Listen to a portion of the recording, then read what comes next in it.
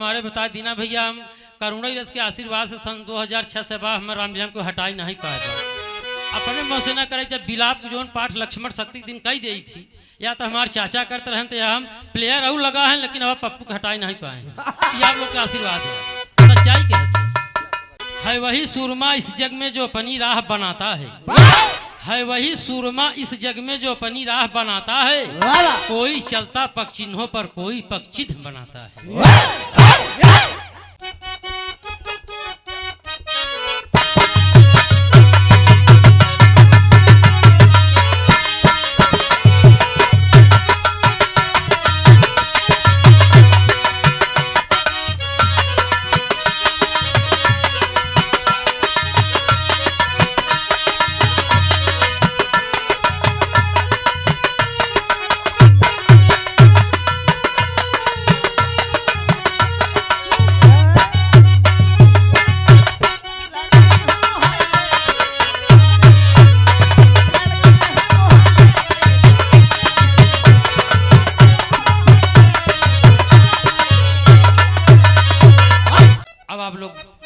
ज्यादा 20-25 मिनट के एक छोटा सा प्रसंग रहे। 4 लाइन भूमिका मार साहब। अरे मोरा ध्वज देखे जोगी अनोखे दिखे बाबा साथ में एक सिंह लाए हुए। बैठिए बैठिए संत जी बैठिए बाबा अरे कर जोर सिर झुकाए हुए। अरे मांगिए मांगिए संत जी मांगिए इस हेतु द्वारे पे आए हुए।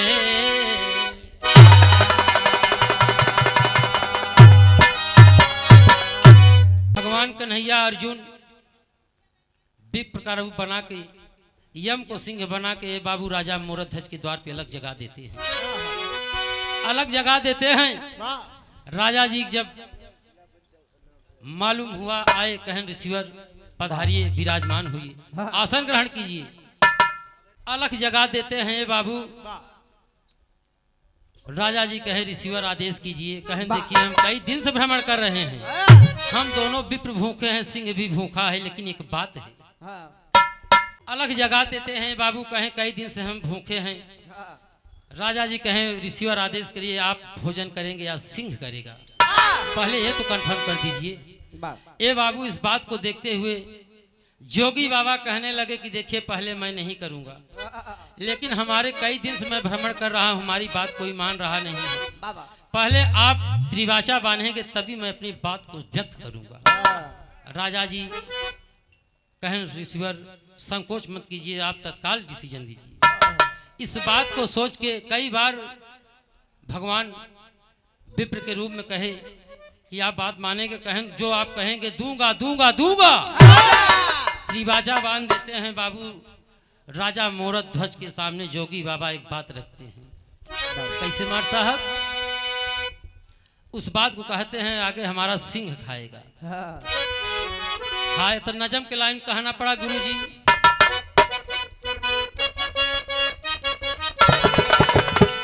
ए महाराज कहना पड़ा हर त्रिवाचा सुन के श्री भगवान मुस्कुराए हैं। सिंह भूखा है इसी हेतु द्वारे आए।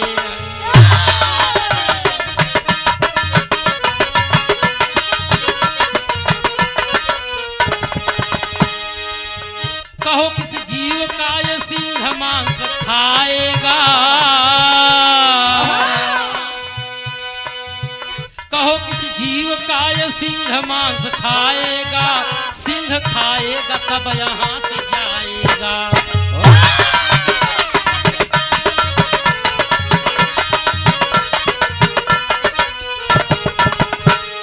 कहे भगवान एक पुत्र तुम्हारा राजन। कहे एक पुत्र कहे भगवान एक पुत्र तुम्हारा राजन, उसी का मांस सिंह खाएगा हमारा राजन। मास्टर साहब करुण रस के भाव समझत है। हर कलाकार के बस करुण रस गाऊ नहीं होते, अहंकार नहीं करते गुरुजी। रूप बना नकली रूप अलग हो जाते महाराज, ऐसे कलाकार हैं। हम सब आंसू नहीं गिरे लेकिन दर्द वहां तक छुआई थी। करुण रस के एक अलग भाव होते, तो अस्थाई पानी स्थिर पानी की तरह चले, बिल्कुल लाइन हो गए महाराज।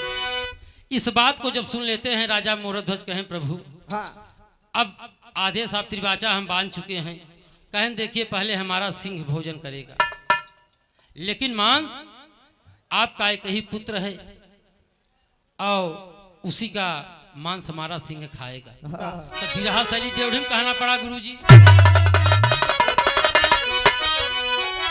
हरे राम मंगनवा मंगनवा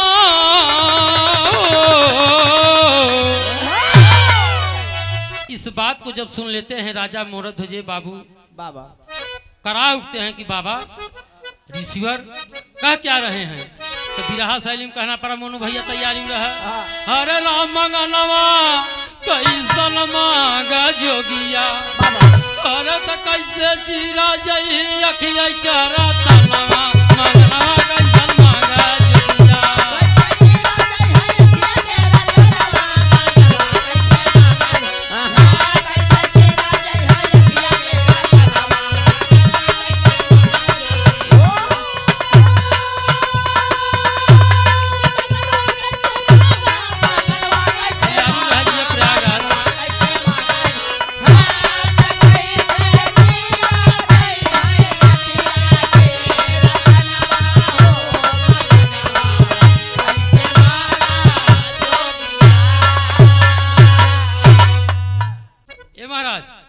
कैसे चीरा जही अखिया का रतनवा मंगनवा कैसन मांगे जोगिया। बिरहा शैली में इस बात को जब सुन लेते हैं बाबू मोरध्वज शोक के समुद्र में समा जाते हैं। कहें जोगी बाबा कैसन मांगन आप मांग ली है, कुछ आदेश कर दीजिए। लेकिन ऐसा वचन त्रिवाचा तो मैं मान गया हूँ, कहन मैंने पहले ही बता दिया था, अगर आप नकार दिए होते तो कहीं और आगमन करती। कहन प्रभु राजा के लिए धर्म से बड़ा क्या है, इस बात को आप कहे हैं। अगर जो आप आदेश कर देंगे हमारे पास कमी नहीं है, लेकिन जो बात आप कह दिए हैं इसके जगह मेरे दिल के करे दे रहा है बाबा। तो एक लाइन तर्ज लग माता बहन के गुरु महाराज।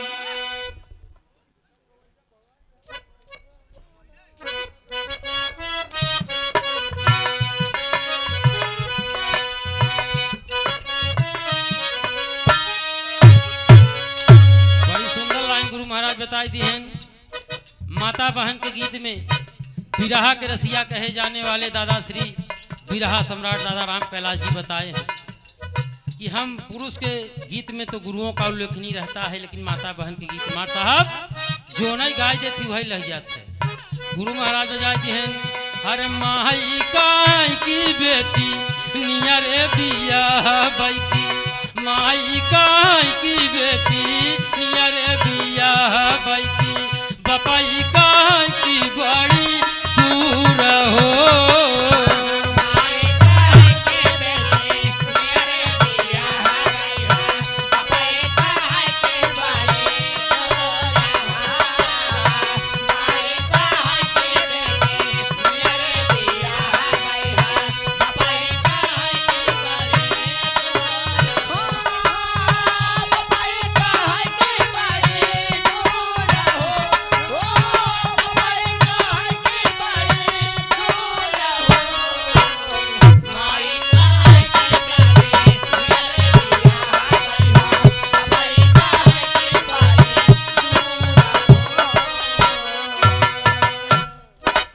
इसी भाव में राजा मोरध्वज जोगी बाबा के पैर पे गिर जाते हैं। बाबू कहने लगे कि जोगी बाबा मैं हट नहीं रहा हूँ आपके बात से, लेकिन आप अपनी बात को थोड़ा बदल दीजिए, यही मेरा एक आकांक्षा है। लेकिन कहते हैं जोगी बाबा के पैर पे गिर के रो के कहते हैं बाबू कि राजा काय की जोगी कैसन मांगनवा मांग, राजा काय की जोगी कैसन मांगनवा मांग, तोहरो दारा दिया लो आई हो।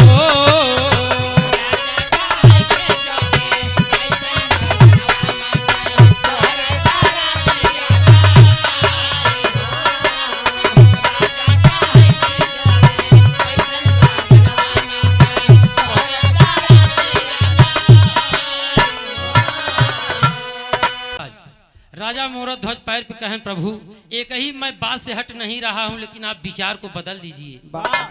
जोगी बाबा कहें मैंने पहले आदेश किया था, अगर तुम नकार देते तो मैं कहीं आगे चला जाता, लेकिन त्रिवाचा बांध लियो।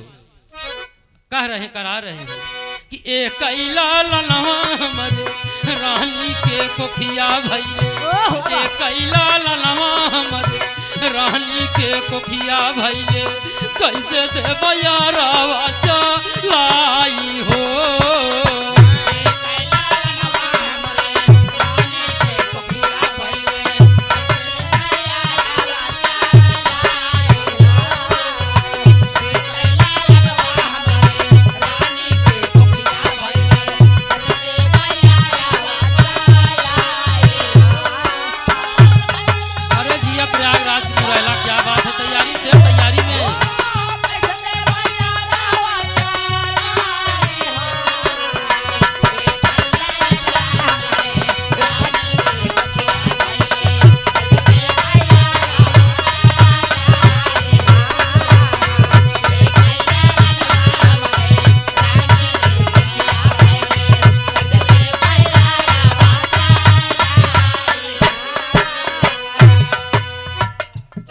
जोगी बाबा के सामने तमाम अनुनय विनय राजा मोरध्वज करते हैं बाबू, लेकिन विप्र ने बता दिया था कि मैंने पहले ही कहा है राजन त्रिवाचा तुम बांध लियो, अगर नहीं दे सकते हो तो मना कर दो। हम कहीं कहन प्रभु अगर मना कर दे तो धर्म चला जाए। एक राजा के लिए धर्म के सामने महत्वाकांक्षी है क्या?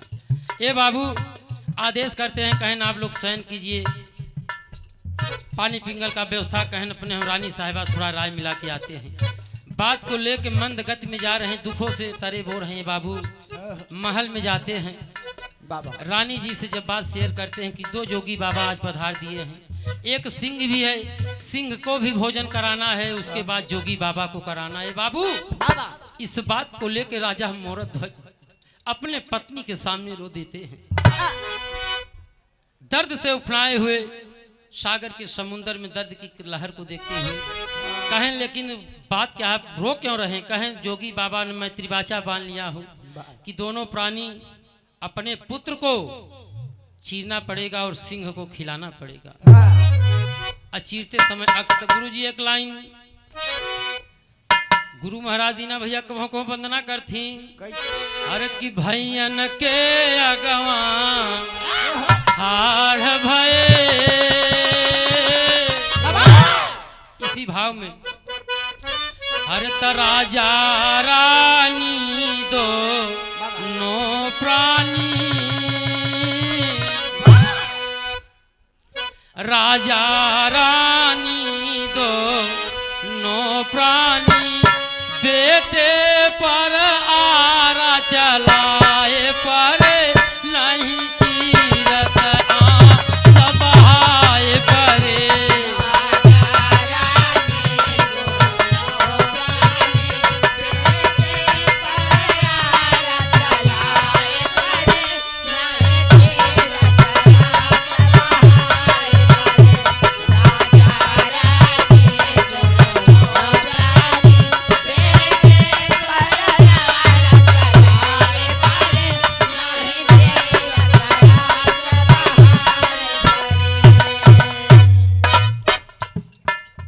राजा रानी दोनों प्राणी बेटे पर आरा चलाए पड़े।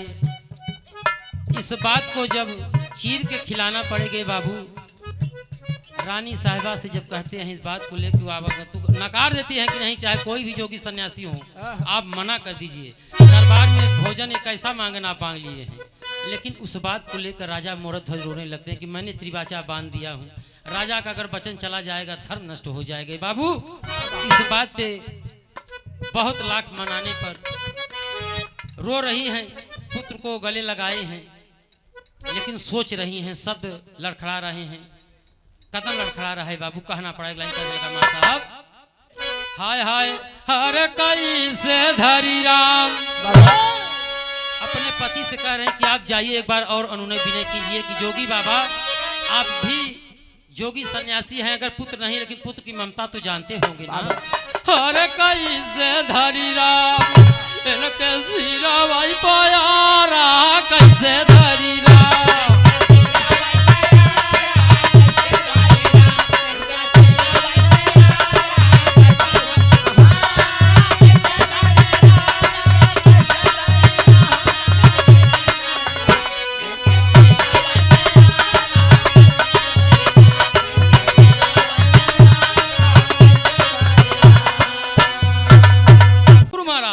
हर कैसे धरी राम इनके सिरवा प्यारा कैसे धरी राम।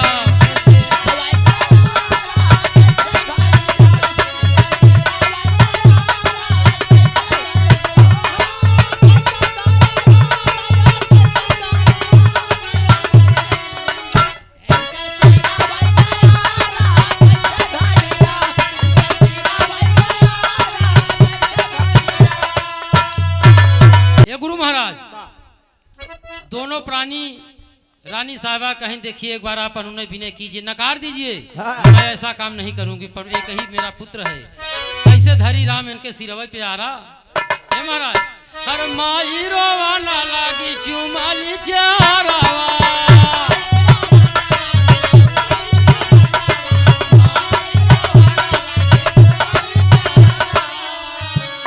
गोदिया के चला जाइए कई लाला लावा।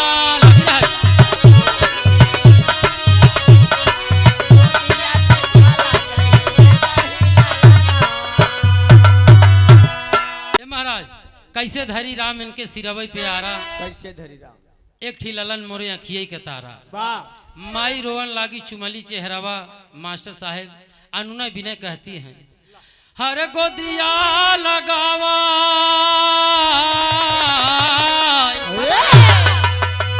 हर गोदिया लगावल बहै दूधवन का धारा कैसे धरी राम इनके सिरवा प्यारा।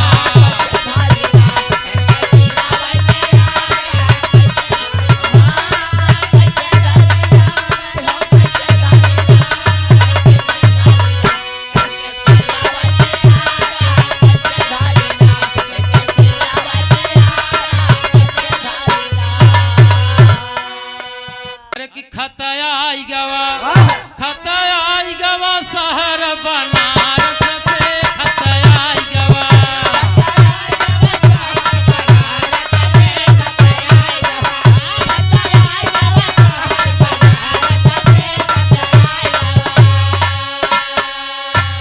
देखा गवावा जी ने पप्पू गाना भूल नाची थी ज्यादा गाई थी कम।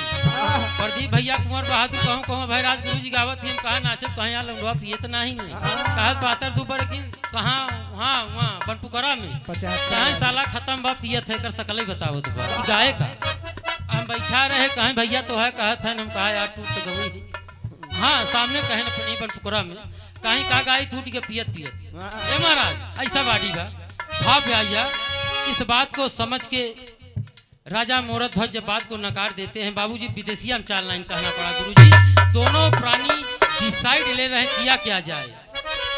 रोते हुए हर की रोवत महालिया से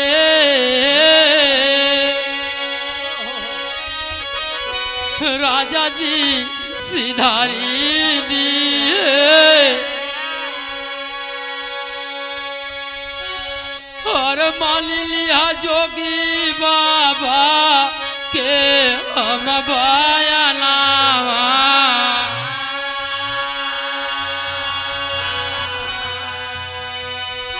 बतिया त्रिबाचा बांधी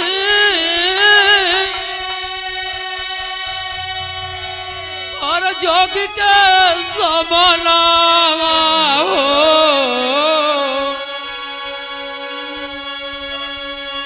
रानी राजा दोनों प्राणी बहवाले नानिरिया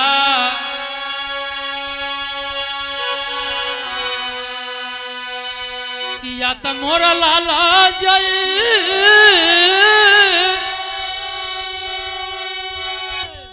या त जाई मोरा धरा मामा हो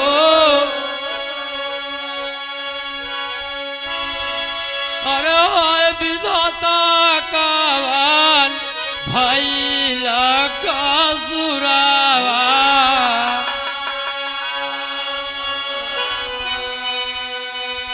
ए बाबू उसी महल के अंदर दोनों प्राणी डिसाइड ले रो रहे हैं, पुत्र को देख रहे हैं कि जोगी बाहर जाऊं कैसे। सारी प्रजा झंखई राजा के समनवा मंगनवा कैसन मांगे जोगी।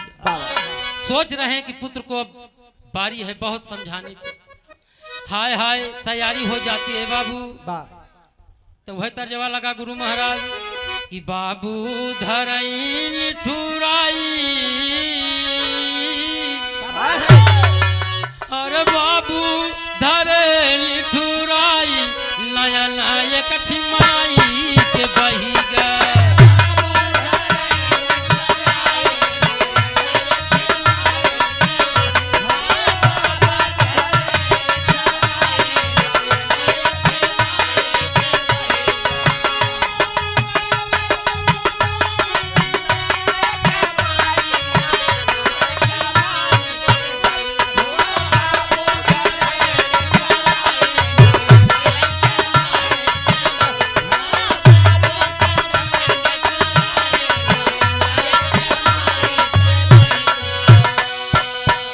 बाबू माँ का ममता आप लोग जहाँ पिता तो कठोर होते हैं लेकिन माँ माँ होती है साथियों। एक माँ के चाहे पुत्र अच्छे निकल जाए बुरे, लेकिन ममता तो वही रहता है साथियों। बाबू धरे निठुराई नैन ठिमाई के महाराज, अरे बाई अखिया सबहली असुइया,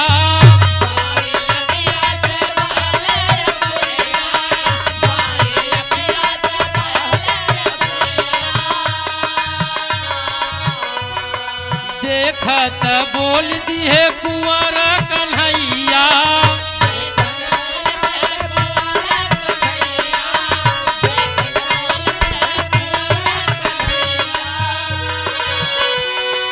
अब मोर सिरवा लगाई, अरे अब मोर सिरवा लगाई, नया नया कठिमाई के बहिगा।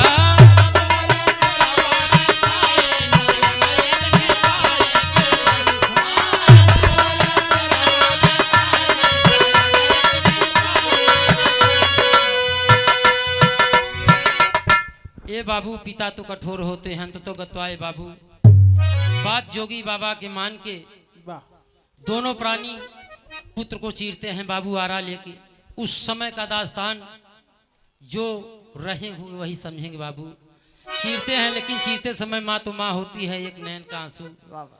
जोगी बाबा कहन मेरा सिंह खाएगा नहीं, चल देते हैं। आरा छोड़ के बीच में आरा पड़ा है, रानी साहबा पैर पे गिर जाती कि जोगी बाबा आपने जो जो कहा वो मैंने किया, जा क्यों रहे। तो एक लाइन तर्ज लगे गुरु महाराज, आया कि अरे साला रातिया में, अरे कि साला रातिया डोले बाबा बाहे जब पावला हो,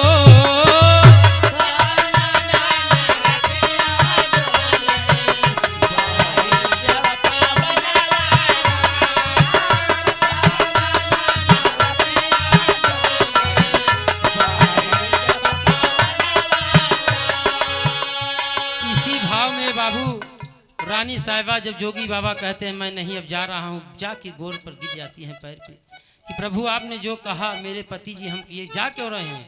तो कहना पड़ा गुरु महाराज कि अरे बिचावई मैं आरा छोड़ी के, अरे बिचावई मैं आरा छोड़ी के, धावेली मयनवा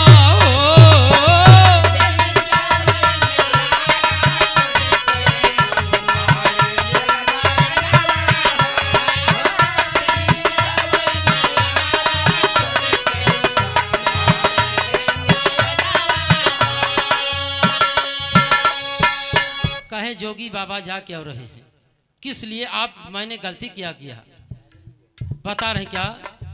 हर की दाई अंगिया से रवा खाए और बाई सरी है मोरा लाला नवारा। कहें जोगी बाबा यही मुझे दर्द है, आपने कहा था कि जिस आंख से अक्स गिर जाएगा वो अंग बेटा मेरा सड़ेगा या सिंह नहीं खाएगा, कहाँ लेके जाऊंगा। अरे बात जोगी बाबा ओ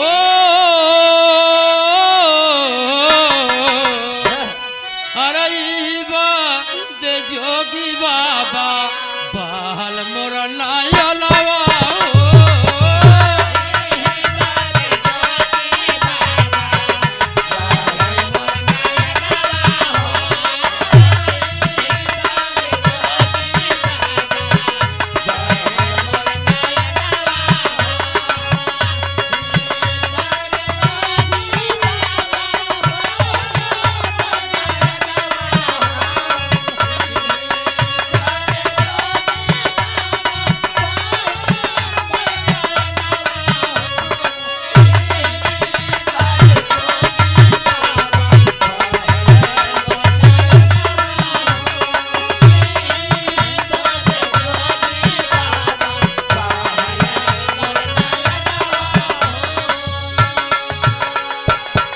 बात को ले कहें जोगी बाबा इसीलिए मैं रो दिया। एक अंग खाता है, एक अंग लेके जाते हैं बाबू, सिंह तो खा लिया। अब जोगी बाबा कहे अब आप भोजन बनाइए, हम दो विप्र भी भूखे हैं। दर्द से करा रही हैं, सारी प्रजा झंक रही कि कैसन जोगी बाबा हैं, द्वार बेटवा चीर दिन अब खाना बरे। कहें आप भोजन बनाइए और हम भोजन के लिए तैयार हैं। तो आलम कहना पड़ा गुरुजी हाय रा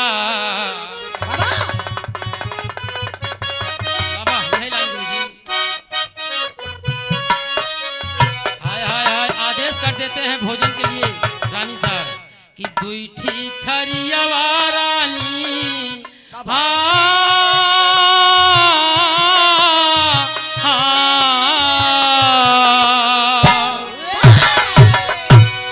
कि दुईठी थरियावा रानी भोजन बनाई दिहली।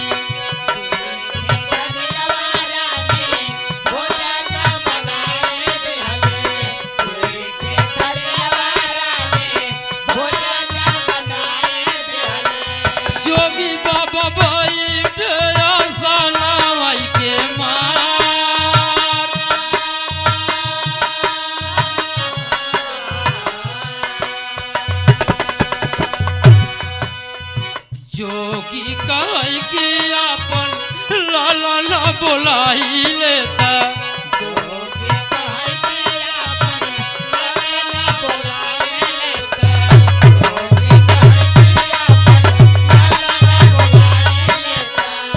राजा कह ले लाला नवई होया के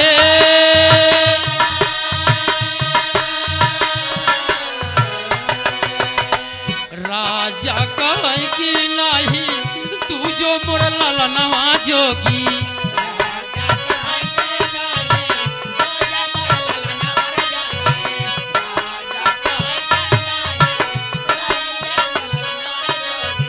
कही के धराली आई पे गिरे बहरा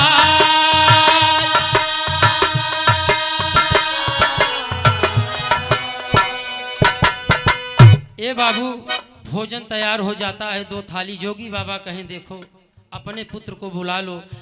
सारी प्रजा है बाबू अवाक रह जाते हैं कि प्रभु जो इंसान इस धरा से दुनिया से अलविदा हो गया, कुछ क्षण पहले जीवित था मर गया, वो कैसे आ सकता है? उनको क्या, राजा जी को क्या पता था कि साक्षात देव हैं। कहें नहीं हम नहीं खाएंगे, या एक थाली भोजन और कहें प्रभु हम दोनों प्राणी खा नहीं सकते, हमारी प्रजा हमारी नगरी नहीं खाएगी, आप 2 लोगों के लिए भोजन बना है। कहे नहीं निष्पुत्र के यहाँ भोजन नहीं करेंगे। खड़ी में कहना पड़ा मार साहब कैसे गीत हमारा भैया। अरे निष्पुत्र खिया न करबै भोजनवा बबुआ, अरे निष्पुत्र किया न करबै भोजनवा बबुआ, नहीं अपन तू बोलाई लाला नवा बबुआ।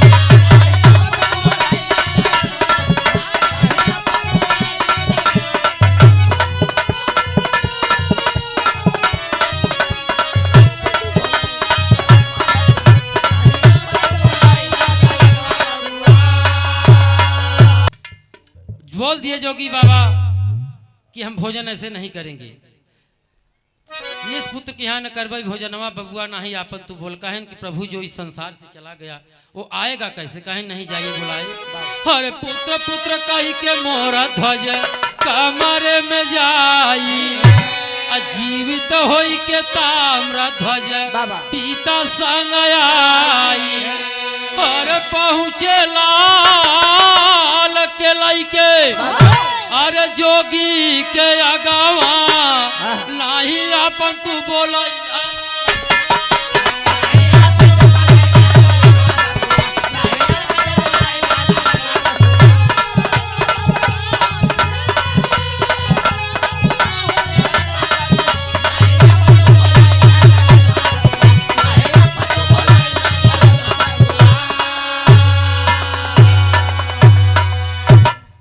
अरे पुत्र पुत्र कही के मोरा ध्वज कमरे में जाई, जीवित होई के ताम्र ध्वज पिता संग आई। अरे पहुँचे लाल के लइके जोगी के आगवा, नहीं अपन तू बोलाई लाला।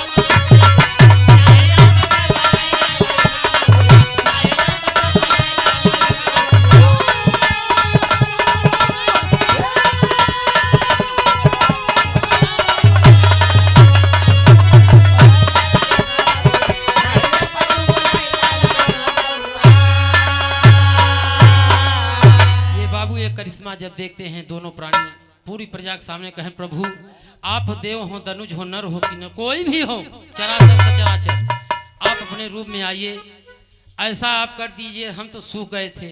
लेकिन राजा मोर कहें प्रभु ऐसा मांगन अब हमारे सिवाय किसी हो सकता है बात कट जाए। यहीं से कहानी क्लोज होती। बाबू गुरु घराने परिचय बा दीनानाथ भैया का नंबर का भैया कुछ आदेश होगा अब बैठ जावे कर भैया आपको बताई जरूर नहीं। कलाकार डॉक्टर मास्टर वकील इनका निगाह धोखा नहीं खात भैया अब बतावे ला नहीं है। राइफल की गोली सब्जेक्ट टाइगर जब भी गोली गई आखिरी भाव रहे हमार जो कि त्रुटि हो गई हो तो गुरु भोला गुरु बाबा दीन गुरु रहे मसूरिया दीन सीताराम गुरु दयाराम गुरु ननकू राम सौखी तो धन्य हो मोहनदास की माया कविवर धारा सिंह की छाया। नाना जी साथियों हमारे गुजर गए। भैया जान ही रहे अभी 24 जनवरी को 13वीं कार्यक्रम था। कहन भुवनाती गौवा कम तू कॉमेडियन वाला काम ज्यादा करवा काटू तो अंदर ढेर बा कहन तू बा प्रेम प्यार में गाई ले आशीर्वाद तो सम्मान तो मिलबे करी। ये महाराज तो गुरु भोला गुरु बाबा दीन गुरु रहे मसूरिया दीन सीताराम गुरु दयाराम गुरु ननकू राम सौखी तो धन्य हो मोहनदास की माया कविवर धारा सिंह की छाया। अरे राम मंगलवा मंगलवा अरे राम मंगलवा कैसन मांगा जोगिया अरे राम मंगलवा कैसन मांगा जोगिया।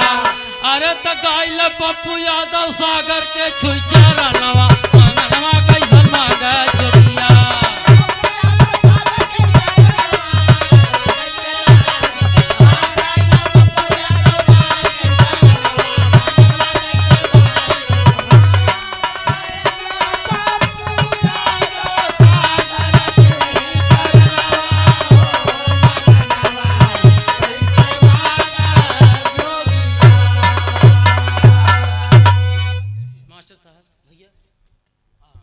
आप लोग हमारे बिरहा के हमारे गुरु हमारे नाना जी के पृष्ठ से